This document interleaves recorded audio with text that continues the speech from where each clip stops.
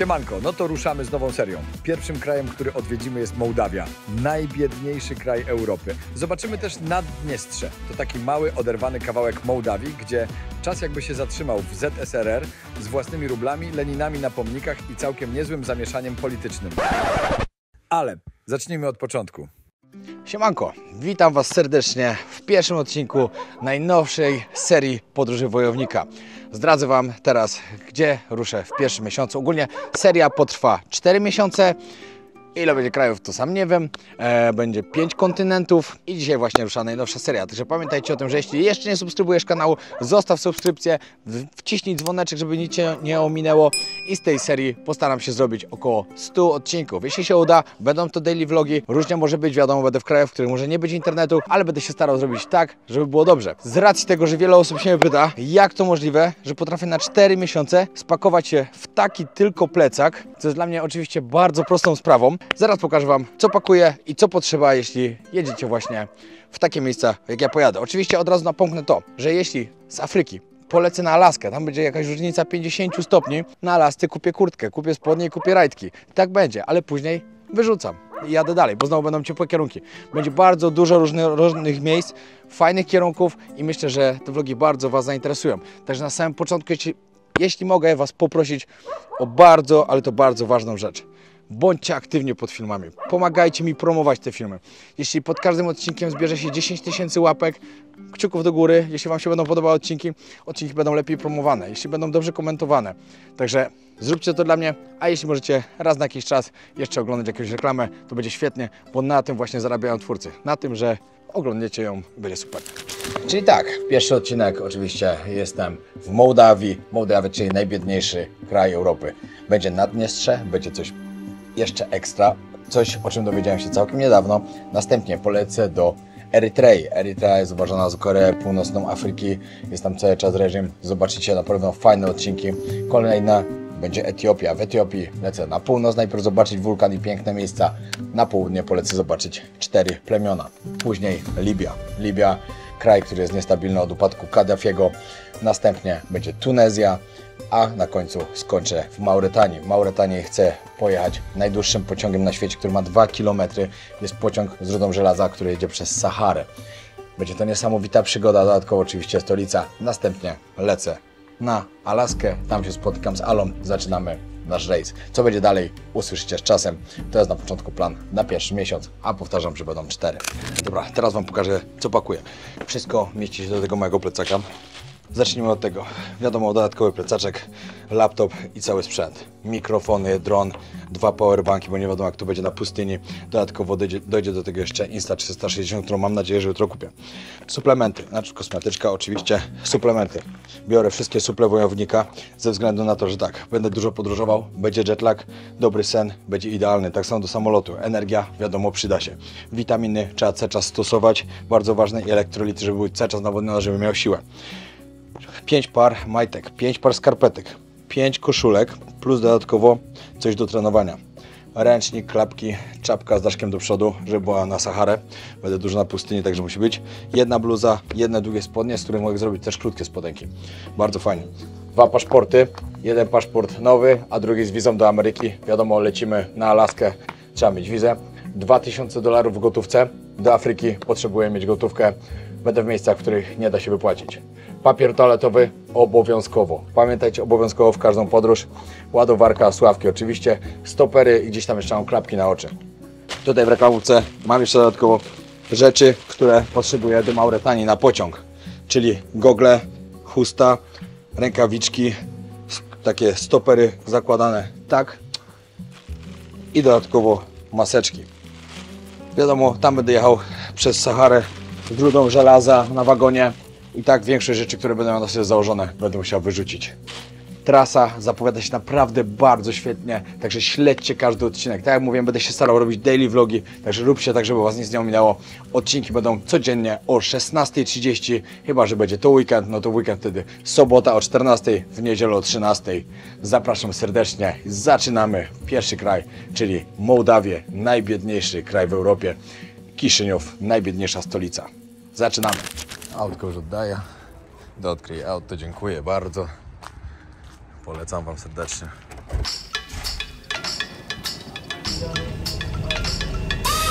Dzisiaj mój drogi lotem.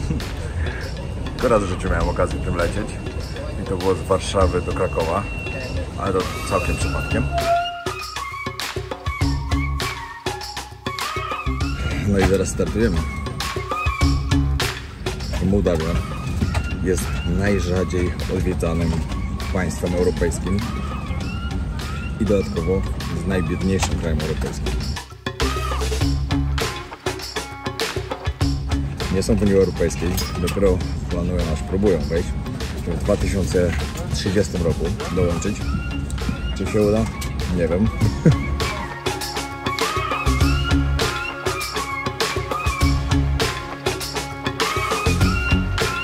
Dobra, wypłacam 1000, to jest jakieś 200 zł z tego co sprawdzałem. No dobra, mam kartę 15 giga. 15 miało być 20. No dobra, mniejsza z tym. To jest 10 zł mniej więcej.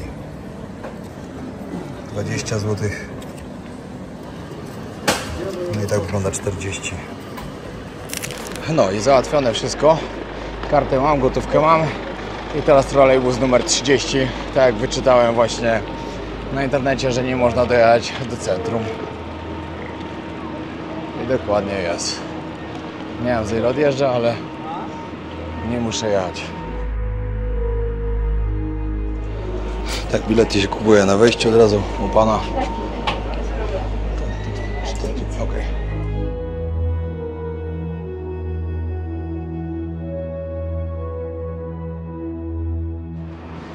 No i tak. Jestem w centrum. Internet mi nie działa. Przydaje mi taki internet, że nie działa. Właśnie nie wiem, co jest z nim grane, dlatego specjalnie sobie siadłem tutaj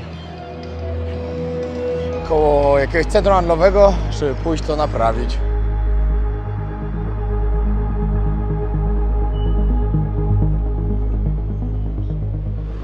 Właśnie sprawdziłem teraz, co jest tutaj takim daniem narodowym, żeby spróbować. Wiadomo, podróżuję, lubię próbować różnych rzeczy. No i w sumie nic specjalnego. Tutaj takim głównym daniem jest mama łyga. To jest po prostu coś takiego, co jadłem też w Rumunii. To miało dawać rolnikom siłę na cały dzień pracy. No i z tego co pamiętam, wcale nie było to dobre. Także może sobie po prostu to odpuszczę.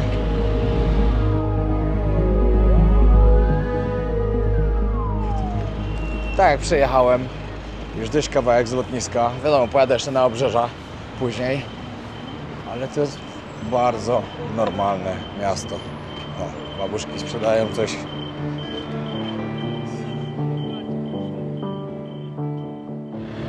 Może pod tym względem, że u nas to już rzadko gdzie można zobaczyć takie miejscówki, że tak sobie siedzą i targ rozłożony. No to dalej tutaj, to dalej jest. Majtki na ulicy sprzedają. Ale w ogóle z takich ważnych rzeczy, które wam muszę powiedzieć, co wyczytałem, jak inni podróżnicy tutaj jeździli, że ludzie w Mołdawii są podobno bardzo, ale to bardzo mili.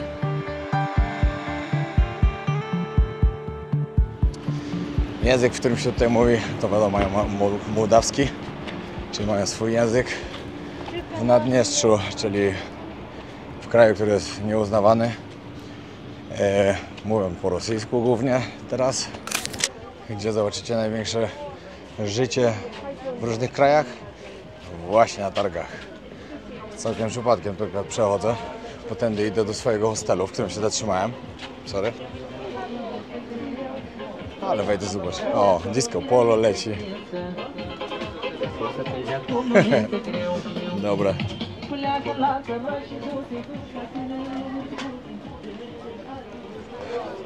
Tutaj wszedłem. Większe zakamarki tego rynku. Tutaj było już trochę degustatorów. Ale powiem wam tak, bardzo... O, patrzcie, jak się sprzedaje jajka. Sklepy z jajkami. Bardzo mi to przypomina na przykład Białoruś, jak ostatnio byłem. Bardzo podobny klimat. Muszę znaleźć transport Znaczy muszę znaleźć miejsce dokładnie, gdzie jutro odjeżdża marszutka, jakoś tak, do Naddniestrza. Małe przypomnienie. Naddniestrze to taka dziwna kraina, gdzie nadal królują sowieckie klimaty, a życie toczy się jak w alternatywnej rzeczywistości, której nikt na mapie nie uznaje, ale oni i tak mają swój własny świat. Muszę znaleźć tą miejscówkę. W ogóle wiem, że muszę też zgłosić gdzieś, na ile będę zostawał. Muszę dostać taki papierek. Ale to myślę, że z tym to już nie będzie żadnego problemu. No i przygotować jakieś drobne też już na pewno, żeby mieć na łapówkę. A podobno oficjalnie o tym mówią, że trzeba coś dać. Jak będzie, się okaże. No, przyjeżdżając tutaj do Mołdawii, musicie wiedzieć o tym, że potrzebujecie mieć paszport, żeby przyjechać, bo wiadomo, Mołdawia nie jest w Unii Europejskiej jeszcze. Chcą wejść. Wizę dostajecie od razu na 90 dni, jest wbita na lotnisku i no, nie problem. Cześć, dzień dobry, jak tam? Dzień dobry. Jak się masz? Mówisz po polsku? Mówię po polsku. Cześć, Piotrek jestem. Jutro do Warszawy lecę. A do Warszawy, mieszkasz w Polsce? Mieszkam w Polsce 5 lat. 5 lat, no to super. 4,5 roku z kobietą, hej. Jesteś youtuber? Tak. Napiszesz? No jasne, że tak. Albo może masz tam coś. Dobra, to ile tu ludzie zarabiają dziennie? Tak na dzień. Nie wiem tak ile dziennie, ale na przykład moja mama ma emeryturę, to mniej niż $100, rozumiesz? Mniej niż $100? Mniej niż $100. Wow, to bardzo. Zrób taki widok. Tak, to... Wpisz w internecie, jak tam, No. ile tam. Mołdowa chce do Europy, ale to No bardzo ja wiem, daleko, wiesz? ja to czytałem, że Mołdawia chce do Unii Europejskiej, ale że to tak biednie, że... Ale to w 2030 roku ma wejść, czy nie? Nie wiem, na przykład, Nie wiadomo. pierwsza Ukraina może wejdzie, ale to, No. wiesz, to jeszcze Putin może rozpierdolić i Da. Ukrainę i Mołdowę. No i widzicie, jak przypadkiem można kogoś spotkać. Chłopak mówi, że on do Polski jeździ, no bo to się nie da po prostu. Jest taka bieda. Co no, wiecie jak to jest. Po budynkach i tak dalej, no nie widać jakoś tego, no ale to jednak jak już wchodzą później inne sprawy polityczne i wszystko i tak dalej, no to naprawdę jak na emerytury mniej niż $100, no to jak tu przeżyć to takie coś? Właśnie nawet mówi, że oni chcą do Unii, no ale to jak do Unii, jak to jeszcze daleko, żeby tu do Unii weszli. Przez to jak to tu jest.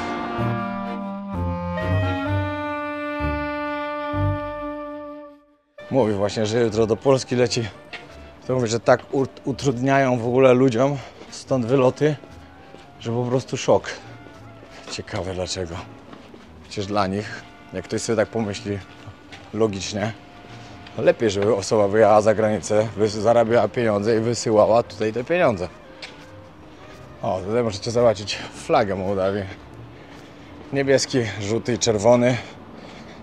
I jeśli nie byłoby herbu na środku, który tam jest, dobra, teraz nie widać, ale jest. Musimy wierzyć na słowo. Albo Grzesiu wstaw. O, widać z tej strony. To wyglądałaby identycznie jak flaga Rumunii. Patrzcie, jaka maszyna. No i patrzcie, w całkiem niezłym miejscu mam. Jestem w całym centrum i jest hostel City Center. Był bardzo, znaczy nie, to jest co innego. No do hostelu to się wchodzi z boku, pamiętajcie. Ciekawe jak tam będzie w pokoju. No i tak wyglądał mój pokoik. Zapłaciłem coś 55 zł chyba za noc. To jest moje łóżko na górze. Jest fajny pokój, bo tylko 4 osoby. Zasłonki są, także jest prywatność. Każdy ma szafkę, żeby schować plecak, żeby zamknąć. Petarda. Powiem wam, że całkiem konkretny ten hostel. Jest pełno pokoi. Muszę znaleźć toaletę, o, akurat sprzątają.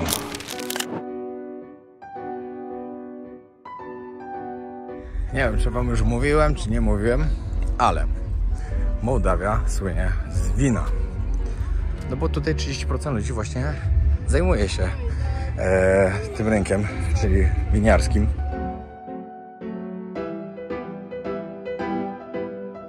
Bardzo dużo wina wysyłali do Rosji, ale w pewnym roku zablokowali. Co to tu się dzieje? Na jakąś chyba konkretną imprezkę trafiłem. Wiecie, co jest ciekawe tutaj? Że na ulicach naprawdę jeżdżą bardzo dobre samochody. I to mało tych słabych widać. Budynki i wszystko wyglądają też naprawdę całkiem fajnie. średnia płaca wynosi jakieś 1400 zł, tak mniej więcej w przeliczeniu. No ale to, że jest to najbiedniejsza stolica w Europie, najbiedniejszy kraj w Europie i najrzadziej odwiedzany, no to samo za siebie musi świadczyć, że coś jest nie tak.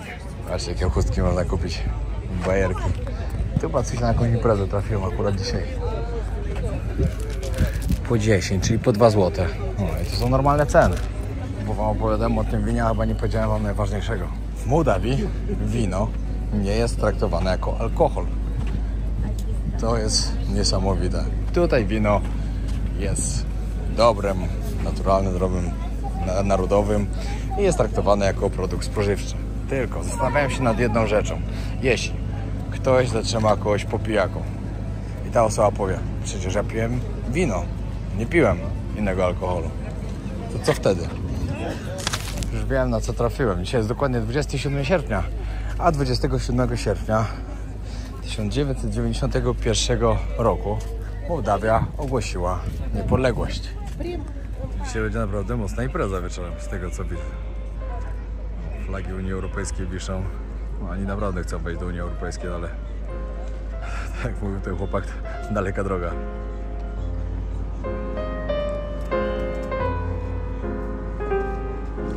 Patrzcie, normalnie ładne, fajne miasto. Jestem zaskoczony, że jest tak biedne, że tak powiem ekonomicznie, bo na mieście nie widać, żeby tu była taka straszna bieda.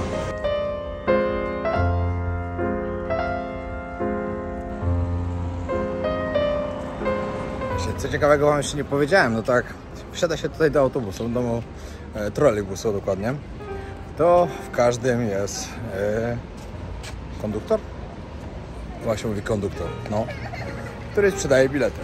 Także nie kupujecie nigdzie biletów, tylko po prostu wchodzicie do środka i w środku możecie zakupić. Kosztuje 6, czyli złoty 20.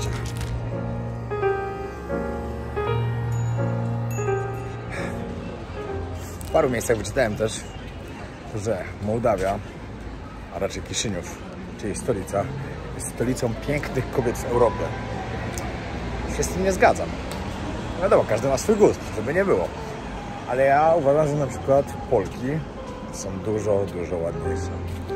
Serio.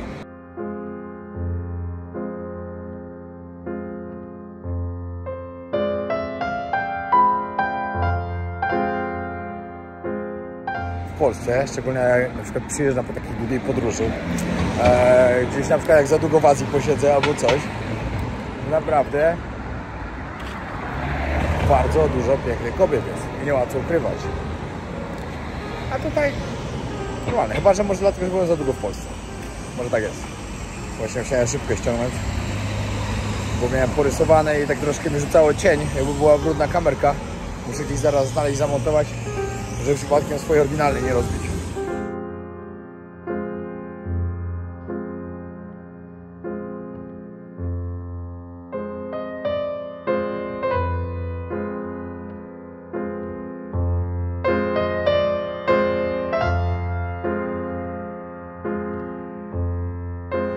Z niektórymi cenami to przesadzają.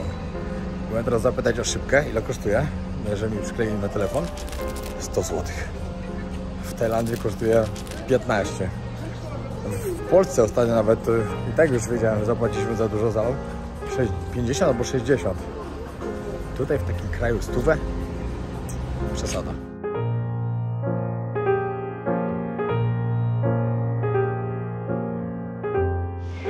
W przejściach podziemnych wszędzie dużo interesików. Pamiętam, mnie w mieście też kiedyś tak było. Za starych lat. Szczególnie w okolicach dworca. Teraz to nawet nie wiem, jak to wygląda, szczerze mówiąc.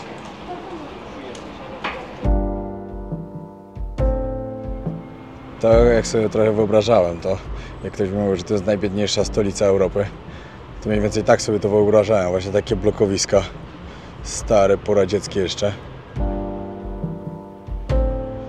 No ale w centrum to mało tego jest. Dlatego jadę zobaczyć na obrzeża. Patrzcie na samochody. To są naprawdę dobre auta. I nie ma co ukrywać. O, budynek National.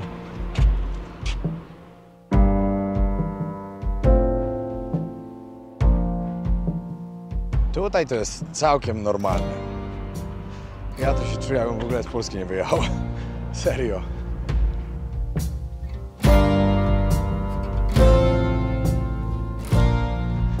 Szkoda, że to akurat było miejsce na pierwszy odcinek, także żebyście się nie zrazili przypadkiem, bo sądzę, że to będzie akurat takie najsłabsze miejsce z tych, które wam chcę pokazać. Choćby to, że już jutro będę w Naddniestrzu, czyli w kraju, który nie istnieje oficjalnie. Jest uznawane chyba tylko przez 3 albo 4 kraje, które też oczywiście nie są uznawane na arenie międzynarodowej, ale Naddniestrze ma swoje granice, ma swoje wojsko, ma swój rząd, ma swoją walutę, którą można tylko i wyłącznie wymienić, jak się jest w Naddniestrzu, i jeszcze mają plastikowe monety. Jak te monety zobaczyłem, to byłem bardzo, ale to bardzo zaskoczony. No w sumie chyba każdy by był zaskoczony, bo one wyglądają jak żetony do gry dla dzieci, a nie jak monety, których się oficjalnie używa. No i też zafascynowała mnie trochę ta Gagauzja. Tam, na tych terenach żyją ludzie, którzy byli tak jakby tureckiego pochodzenia, którzy są tutaj od wielu lat. Gagauzja to terytorium autonomiczne, też które tak jakby jest na swoich prawach. Chciałoby być też krajem niezależnym, no ale niestety nie jest. Znaczy niestety dla nich oczywiście. No i też głównie teraz już tam się mówi po rosyjsku. Także ciekawe, najbliższe dni mnie czekają. No i później stamtąd, znaczy wracam do Kiszyniowa i stąd lecę do Erytrei. Najbiedniejsza stolica Europy. Same Mercedesy, BMW-ki. Patrzcie, Audi, Mercedes, BMK. Tutaj kolejna BMK, Mercedes. Niezła bida w tej Europie. O, patrzcie, nawet polska flaga wisi.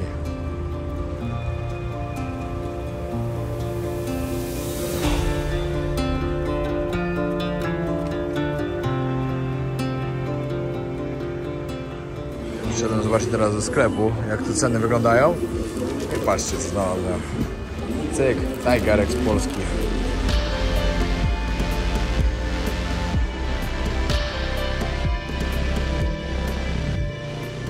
Dobra, wsiadłem do pierwszego lepszego autobusu, żeby tylko mnie wywiózł gdzieś poza miasto. Bilecik w autobusie, 6.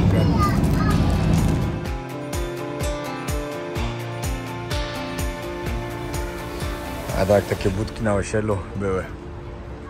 Jeden był warzywniak, a drugi tego kwiaciarnia. Ale to były czasy. Pojedę sobie na jakieś osiedle zobaczyć, jak to tu wygląda od środka. No wiecie, nieraz jak jest na zewnątrz. Wszystko ładnie wygląda. Już jak się przejdzie za pierwsze budynki, już nie jest tak kolorowo. Ławeczka, która nie jedno widziała. Dzieciaki na boisku grają. Pamiętam u nas, jak za młodych lat przed blokiem zawsze się grało w piłkę. To teraz na osiedlu, gdzie kiedyś mieszkałem, wszędzie jest zakaz grania w piłkę. Kamery pomontowali. Później się dziwić, że te dzieci z domu nie wychodzą. Tylko całe dzieciństwo przed komputerem.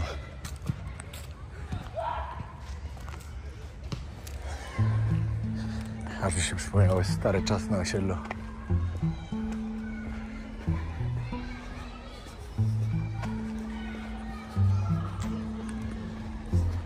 Osiedlowy monitoring musiał być oczywiście.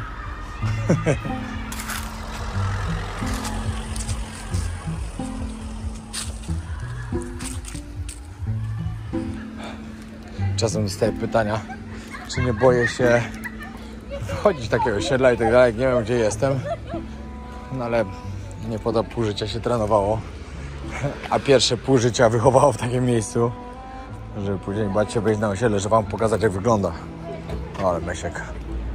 Co do bezpieczeństwa, takiego ogólnie na ulicach, to nie wiem, czy akurat dzisiaj tak jest, czy jest tak codziennie, ale tutaj tak, na każdym przystanku stoi policjant, na każdym skrzyżowaniu stoi 2 policjantów. W centrum miasta to w ogóle są co kawałek, ale nie, bo dzisiaj jest to Święto Niepodległości, także może dlatego, ale jak nie, no to obstawiane mają dobrze. Zobaczę, jak to wygląda w bloku. W bloku jak to w bloku. Kraty w oknach.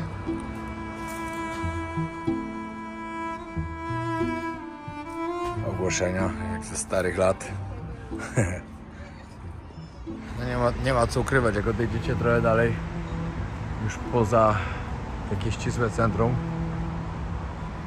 no to trochę tą biedę widać, no. Ale nie jest źle.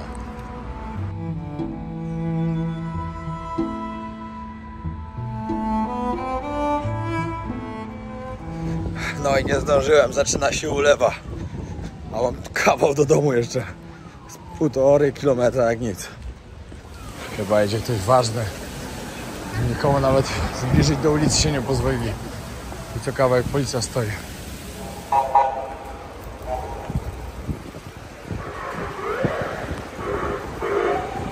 Ciekawe.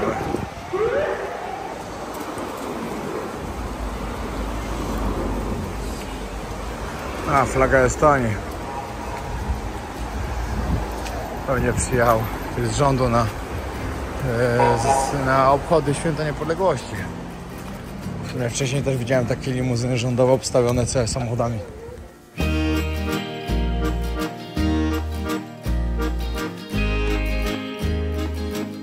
Idę zobaczyć jeszcze na te obchody Święta Niepodległości, bo jakaś impreza tu jest. No i ludzi jest naprawdę masa, przecież tam nie doszedłem, dopiero tam idę. A już jest naprawdę bardzo dużo ludzi.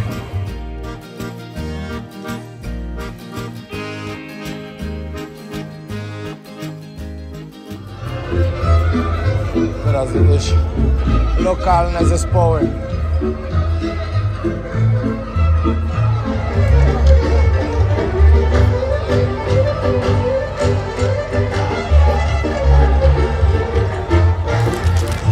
Przyszedłem spróbować lokalnego winka. Z racji tego, że w podróży nie piję alkoholu, a wino nie jest tutaj alkoholem, to mogę spróbować. Dostałem takie winko. Spróbuję, jak to ten napój smakuje, który nie jest alkoholem, podkreślam. Tutaj, w tym kraju. Pamiętacie, jak mówiłem, że nie chcę próbować tej mama łygi stąd? Stwierdziłem, że jednak spróbuję. Tu jest mama łyga, dobra z mąki kukurydzianej. No i do tego taki gulasz.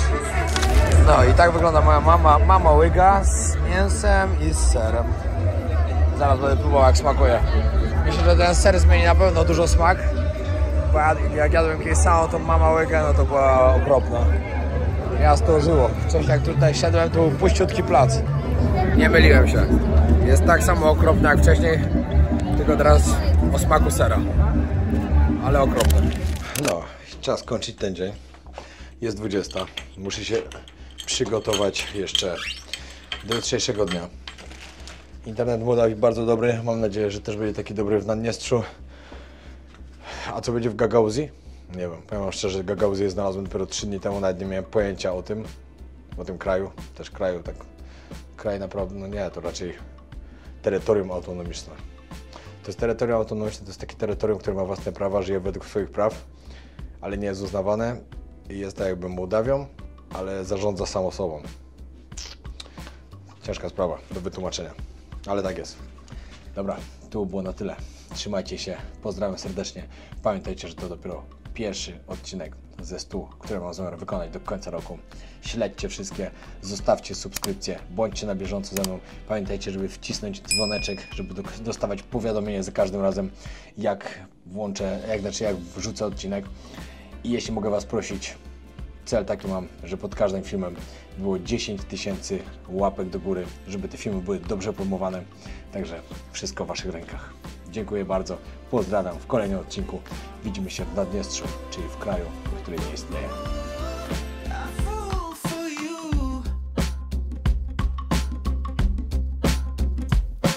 I've had my premonitions about the way that this could end.